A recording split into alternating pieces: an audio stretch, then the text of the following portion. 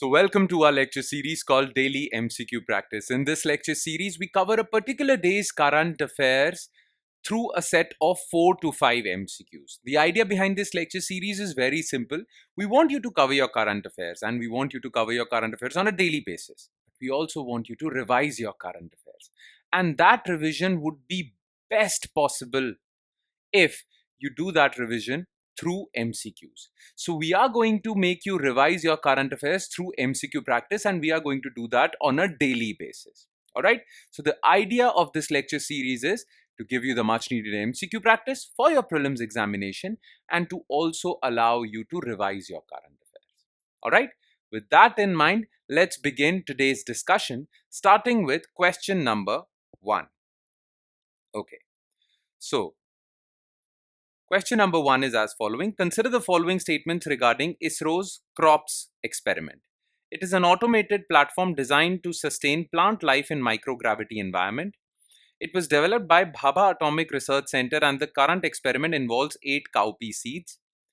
This is ISRO's first biological experiment in space aboard ISRO's POEM-4 module. Okay. The thing is that ISRO's crops experiment is basically an experiment to showcase that we can grow plants in space. The idea is that once ISRO is ready with its space missions in which it is sending astronauts, so the long-term sustainability of those missions would require ability to grow plants. Because the thing is that if astronauts are going to stay in space for longer periods of time, they have to carry food with them. Now, that's a lot of load. So, ISRO is designing a program so that we can grow plants in space so that astronauts do not have to carry food. All right. It is an automated platform, the CROPS platform, designed to sustain plant life in microgravity environment. Absolutely correct. It was developed by Bhabha Atomic Research Center and the current experiment involves 8 cowpea seeds. So yes, the current experiment involves it has 8 cowpea seeds and all these 8 cowpea seeds need to sprout to show that ISRO's experiment was successful.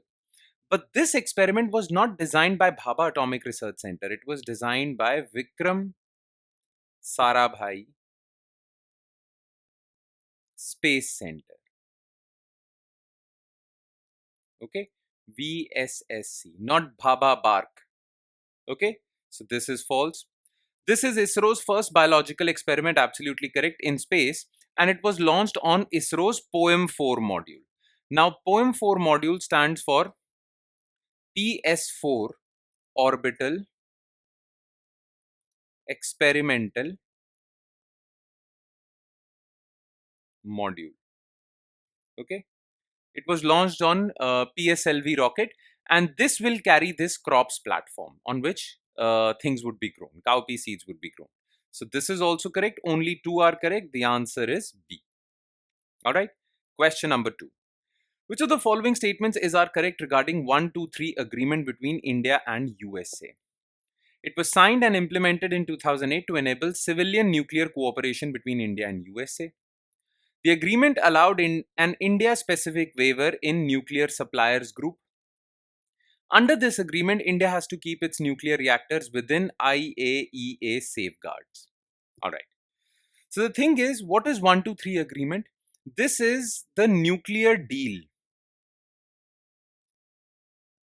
between India and USA. Okay. So this was the civilian nuclear deal between India and USA. Through this deal, now India and USA can cooperate in civilian nuclear matters. Okay.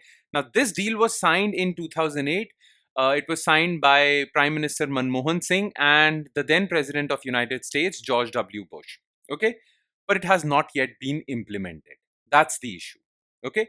It has not been implemented. So it was signed but not implemented in 2008. But it was civilian nuclear cooperation deal. So this is false. The agreement had various conditions. Okay. Now the agreement would have allowed earlier, before this agreement, India was not allowed to buy nuclear fuel from international market because nuclear fuel like uranium, plutonium and others, they were controlled by a group of countries that produced uranium. These countries were nuclear suppliers group. Now these countries won't sell uranium to India. Why? Because India did not sign the Nuclear Proliferation Treaty, NPT. But through this deal between India and USA, now India got a special concession within the nuclear supplier group. And because of this deal, India could buy uranium from different countries, Australia, Canada, and whatnot. So this is correct. Under this agreement, India had to keep its nuclear reactors. Yes. Another condition, what India had to do, USA said that you will get nuclear fuel from our allied countries. Okay. But what you have to do is you have to keep your nuclear reactors within the inspection limits of International Atomic Energy Agency, so that we know for sure that you are not using your nuclear reactors to produce nuclear weapons. So this is also correct. 2 and 3. All right. Question number 3. Which of the following statements is are correct regarding poem 4 module, which we discussed a few minutes back? Okay.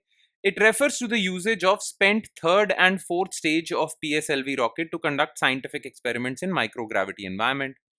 The current poem 4 module was launched by PSLV C-60 rocket and is performing experiment in the near Earth orbit. Okay. CROPS experiment and ISRO space docking mission are all aboard poem 4 module. Okay. So what is poem 4 module? Basically, the thing is that ISRO is going to launch a rocket. Okay. That rocket would be Polar Satellite Launch Vehicle, PSLV. Now, PSLV rocket has 4 stages. Stage 1 is solid fuel stage. Stage 2 is liquid. Stage 3 is solid. Stage 4 is liquid. Okay, so basically it has 4 stages of fuel cycle, propulsion cycle. Now, in the 4th stage, when the rocket is at the top, that 4th stage module would be used. Okay, that 4th stage would be there in the orbit, and it would also carry various payloads, and in those payloads scientific experiments would be done. Okay, so poem 4 module has been sent to around 350 kilometers above Earth's surface, which is a near Earth orbit. Okay, and this poem 4 module is carrying 24 payloads or 24 scientific experiments, of which 14 are government and 10 are private experiments. Okay, clear? Now, it refers to the usage of spent third stage, no, 4th stage PSLV rocket to conduct scientific experiments. Okay. The current poem 4 module was launched by PSLV C-60 rocket and is performing experiments in near Earth orbit. Yes, 350 kilometers is near Earth orbit. CROPS experiment is one of these 14 payloads. Space docking mission. We have talked about space docking mission in our current affairs lecture. Okay. Space docking mission is also a part of these 14 payloads. So yes, this is also correct. Okay, the option is not there. Oh, sorry. First statement is incorrect. Okay, because it's not third, 4th stage only. And the answer is not 1 and 3, 2 and 3. D. Alright. Question number 4. Consider the following statements regarding the script of Indus Valley civilization. The script has not yet been deciphered, and the definite number of symbols are still unknown. All Harappan inscriptions found so far are very short, with the longest having only 26 characters. The lack of availability of multilingual inscriptions is one of the biggest roadblock in deciphering Harappan script. Okay, so you all know about Indus Valley civilization, also known as Harappan civilization. The thing is that whatever we know about Harappan civilization is through archaeological remains. Okay, we have found artifacts, and in those artifacts, some inscriptions have also been found. But we do not know what language is that. Plus, we do not know how to decipher that script. Okay, we haven't yet deciphered Harappan script. Clear? Now, recently Tamil Nadu government announced $1 million award for anyone who deciphers Harappan script. So it is a big enigma. No one has been able to decipher Harappan script. In fact, the problem is that the script has not yet been deciphered. Nobody knows how many alphabets or symbols are there in this script. Okay, archaeologists, experts disagree on the number of alphabets or symbols in this script. So yes, this is correct. All Harappan inscriptions found so far are also short inscriptions, 5-letter, on average 5-letter inscriptions, 10-letter inscriptions. The longest one to be found was 26 characters or 26 alphabets. So this is also correct. Now, generally ancient scripts are deciphered through various means. One method of deciphering ancient scripts is that we find an inscription that is multilingual. For example, there are Ashokan inscriptions with the same message in Greek, with the same message in Aramaic, with the same message in Brahmi script. So if someone knows what the Greek script is, then because the message is same, we can easily correlate the symbols and decipher the Brahmi script. And that's how Brahmi script was deciphered by James Prinsep. Clear? So the problem with Harappan inscriptions is that there are no multilingual inscriptions. So there are only Harappan symbols. We don't know or we don't know what these symbols mean because we do not have another language on top of those inscriptions. Getting my point? We do not have any multilingual inscriptions, and that is one of the biggest roadblock. So 1, 2, and 3, D again. And last, which of the following statements are correct regarding artesian wells? These are underground water bodies surrounded by impermeable rocks under high pressure.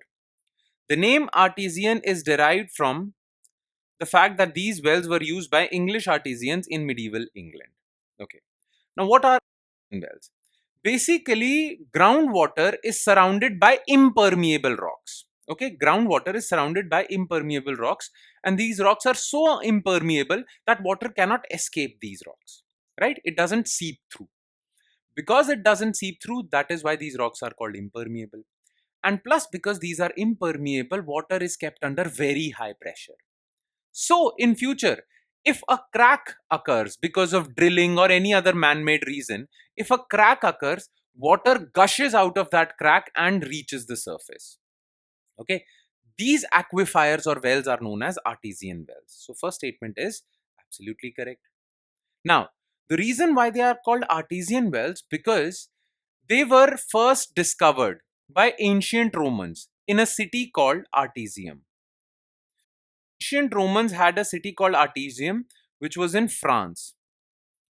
This city was famous for artesian wells, and that is why these aquifers are called artesian wells because they were first used or exploited in Artesium, France, which was a Roman city, not English. So this statement is false. Only one. The correct answer is A. All right. And with that, we conclude today's session. Thank you so much for watching, everyone. And I hope it has added value to your preparation. But it would add more value if you revise this lecture also. And you can revise this lecture from the notes provided by us on our Telegram platform. So make sure you check that out. On that note, I'll be signing off. Thank you so much, everyone.